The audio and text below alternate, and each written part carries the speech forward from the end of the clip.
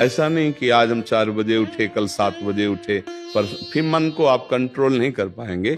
मन के लिए एक दिनचर्या होनी चाहिए कि हमको 10 बजे सोना है, 4 बजे उठ जाना है, तो फिर 4 से 4:15 नहीं होना चाहिए, 4 बजे उठ जाना, ऐसा नियम बना ले। और उठ करके हमको थोड़ी देर नाम जप करना है, थोड़ी देर हमें वाणी जी का गायन करना है, थोड़ी देर हमें ध्यान, एक अपनी दिनचर्या। फिर हम अपने संसार के कार्य के नियम, जो संसार के कार्य हैं, उनको भी करते हुए भगवान को समर्पित करें। जैसे जो पद में है, जो आपको राष्ट्र सेवा मिली है, जो आपको समाज सेवा के पद मिले हैं, या आपको जो घर की सेवा के कार्य मिले हैं, उनमें बहुत धर्म पूर्वक आचरण होना चाहिए। अगर आप अधर्म आचरण करते हैं, अपने पद का दुरुपयोग करते हैं, तो आप सुबह जग करके थोड़ा माला चला लीजिए, फिर भी आपका कल्याण नहीं होगा, क्योंकि आप अपने पद का, अपने सेवा का दुरुपयोग कर रहे हैं। जैसे हम जानते हैं कि अधर्म आचरण है, ये अधर्मी है, हमें पता है दोषी है, और वो हमको कुछ धन दे देता है, और हम उसको मुक्त करवाने की बात सोचते हैं, और जो निर्दोष है उसको फंसा देते हैं। अब तुम चाहे जितना माला चलाने की कोशिश करो या दान पुण्य करो, वो तुम्हारा अधर्म आचरण, वो अधर्म का धन तुम्हें शतमार्ग में नहीं जाने देगा। नियम लेना चाहिए कि जिस पद में है, जिस धर्म में है, जिस कर्तव्य में है, चाहे कुछ भी हो जाए, हम अपने कर्तव्य से विमुख नहीं होंगे। जितना जप महान है, उतने कर्तव्य महान है। दोनों बातें समझना है। माला फेरा और इसके बाद बेईमानी, अधर्माचरण, इनका कोई नियम नहीं है कि हमें कैसे चलना है, तो वो माला काम नहीं कर पाएगा, क्योंकि उसका तभी सत्य भाव माना जाएगा माला जपला जब धर्माचरण है।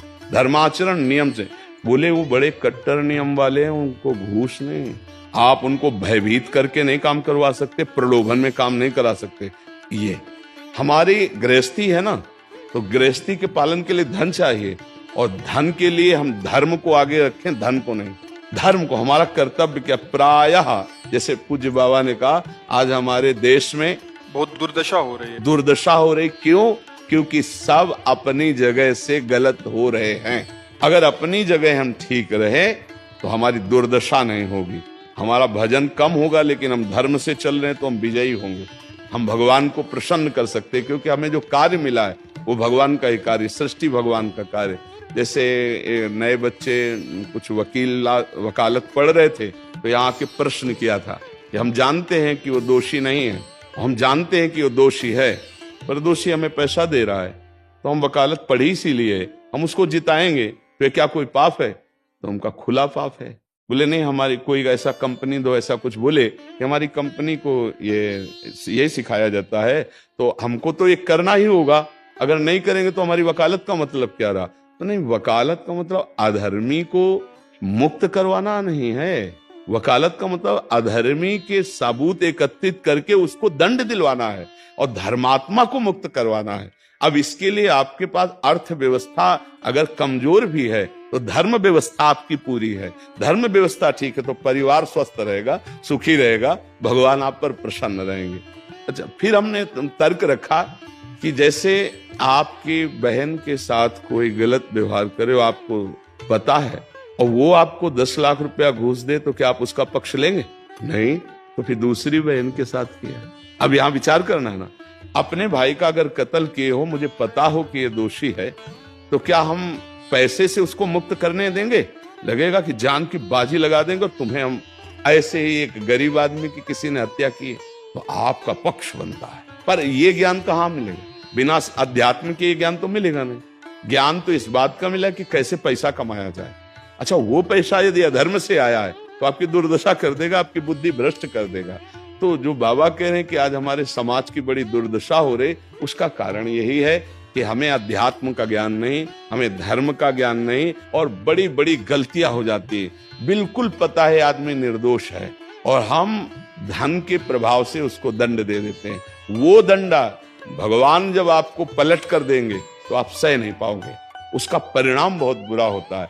तो इसलिए समाज को चाहिए अपने अपने कर्तव्य का पालन करते हुए एक नियमावली बना ले। जैसे कुछ दुकानों का नियम होता है कि वहां फिक्स रेट होता है, नहीं होता? वहां ये नहीं चलेगा कि कसम से कहते हैं कि तुम्हें हम अपना जान करके कि 100 रुपया मीटर ये मिला है, हम बिल्कुल मुनाफा नहीं ले रहे। नहीं, झूठ क्यों बोल रहे हो? दुकान खोले हो मुनाफा के लिए, झूठ क्यों बोल रहे हो? नहीं लेंगे मुनाफा, हम जितने का लाए हैं उससे मुनाफा लेंगे, पर 120 रुपया मीटर देंगे। कपड़ा बढ़िया है, नाप फिट है, इससे नीचे नहीं उतरेंगे। हमें सफाई देने की जरूरत नहीं है कि हम कसम खाते हैं या ऐसा। जानते हो ये बिजली है, ये दुकान है, नौकर लगे हैं, तो इसका मुनाफा लेने के लिए दुकान खोले, कोई दान करने के लिए तो नहीं। तो सबको पता है मुनाफा लेगा, लेकिन एक फिक्स दाम, उसे 10-20 रुपया का मुनाफा लेकर के हम उसको बेच रहे। लेकिन झूठ क्यों बोले? बोले झूठ के बिना धंधा नहीं चलता। नहीं, ऐसा नहीं है। अब असत्य बोलोगे तो उससे जो आपको मुनाफा मिलेगा वो आपकी बुद्धि भ्रष्ट करेगा। और सत्य है कि मुनाफा के लिए है वही चीज, और आप एक फिक्स रेट में दे रहे।